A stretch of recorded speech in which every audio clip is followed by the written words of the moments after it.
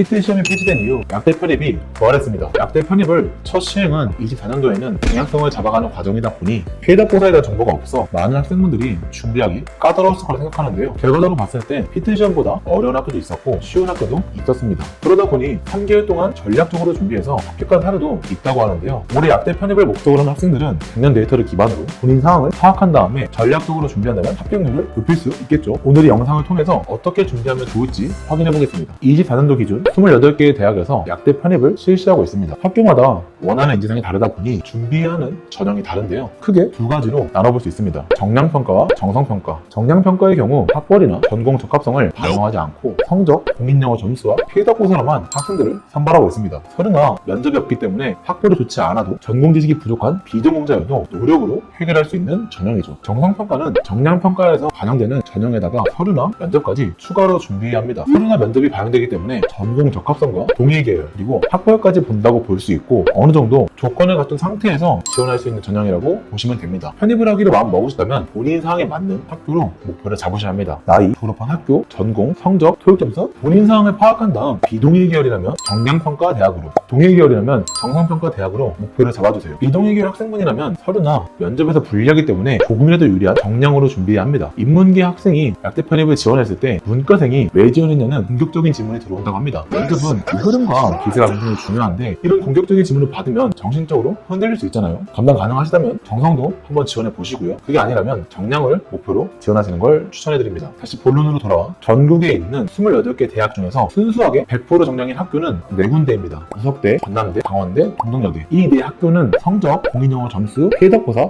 이 3개만 준비하시면 됩니다. 그 외의 학교는 서류나 면접을 추가로 반영하기 때문에 100% 정량이라고 보기에는 어려운데요. 비전공자, 학벌이 좋은 학생분이라면 이 네 학교를 목표로 삼아주면 됩니다. 정성평가 전형인 서류에 대해 확인해보자면 서류는 지원 동기, 학업계획서, 졸업 후 진로 계획에 대해 구체적으로 작성하셔야 합니다. 그 다음 면접의 경우 인성 면접과 전공 면접으로 나뉘는데요. 대외 활동이나 전공 관련 활동이 필요하기 때문에 비전공자 입장에선 상대적으로 불리할 수밖에 없는 전형입니다. 참고로 봉사활동을 요구하는 학교도 있으니 약대 편입의 목적이라면 시간 되실 때 봉사활동 꾸준히 해주셔야 합니다. 자, 이렇게 약대 편입에 대한 정보가 풀리기 시작하면서 많은 학생분들이 몰릴 것으로 예상됩니다. 하지만 학생분마다 상황이 다르기 때문에 본인에게 맞는 전략으로 준비하셔야 합격률을 높일 수 있는데요. 아마 대부분의 학생분들이 구체적인 계획이 없다 보니 편입을 결심하고 난 뒤에 어떻게 해야 하나 막막하실 겁니다. 합격을 위해 구체적인 플랜과 하지 말아야 할 것들에 대해 알려드리겠습니다. 순서대로 말씀드리자면 첫 번째는 앞서 말씀드린 메타인지입니다. 본인 상황을 먼저 파악해 보셔야 합니다. 공부할 시간이 있는지, 생물학 전공 지식이 있는지, 토익 점수는 갖췄는지, 대학교는 어떤 전공을 졸업했는지 등등 순서대로 정리해 주세요. 상황에 따라 지원할 수 있는 학교가 정해졌기 때문입니다. 비전공자에다가 토익 점수도 없고 졸업한 학교 성적까지 낮다면 목표 학교를 정량대로 정해 주셔야 합니다. 그 다음에는 학점원제를 통해서 성적 개선해 주시고 바로 토익 공부 시작해 주면 됩니다. 토익은 970점 이상을, 성적은 4.4 이상을 목표로 받아주셔야 합니다. 이렇게 성적과 토익이 완성되었다면 그 다음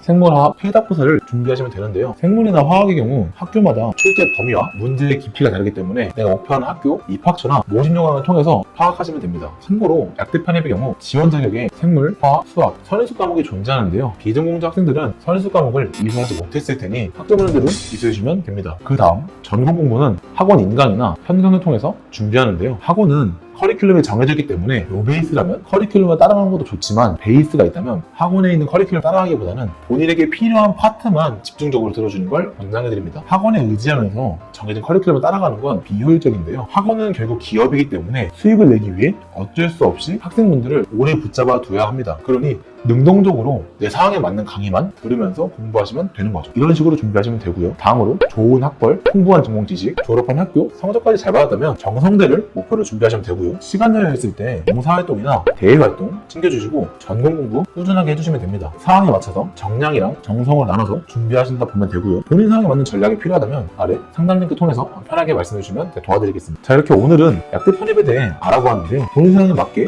전략적으로 준비해야 합니다. 합격에 있어 가장 중요한 거는 본인 상황에 맞는 전략이라고 보시면 됩니다. 마지막으로 꿀팁 하나 드리자면 학벌이 좋지 않은 비전공자 학생들은 어쩔 수 없이 정량평가인 학교들만 지원할 수 있는데요. 이 학생들은 중앙대, 이대, 연세대, 고려대, 생물학과나 화학, 한의까지 같이 지원하시는 걸 추천해드립니다. 목표는 약대는 아니지만 한 번은 거쳐간다 생각하시면 되며 이 상위권 학교로 편입한 후에 정량이랑 정성까지 모두 지원할 수 있게 플랜을 수정할 수 있거든요. 추가로 궁금한 점이 있거나 필요한 정보가 있다면 댓글이나 링크를 통해 편하게 말씀해주세요. 시청해주셔서 감사합니다.